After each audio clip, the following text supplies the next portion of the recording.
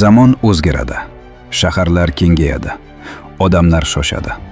Ammo buyuklikning asl yo'li o'zgarmaydi. Ilm izlagan inson hech qachon yo'qolmaydi.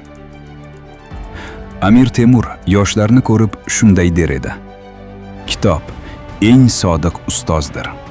Kim ilmni egallasa, kelajakni ham o'sha boshqaradi.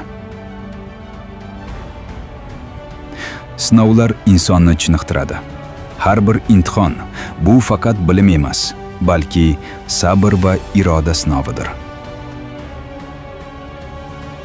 Yoshlik bu imkoniyatlar davri. Maqsadingiz katta bo'lsin. Ilm bilan qurollaning. Bugun so'z dunyoni o'zgartirishi mumkin. Fikringizni erkin ayting. Uni ilm va tafakkur bilan mustahkamlang. Hayot tez oqadi. Buyuk sarkarda yoshlarni ogohlantirar edi. Har bir kuningizni maqsad bilan yashang.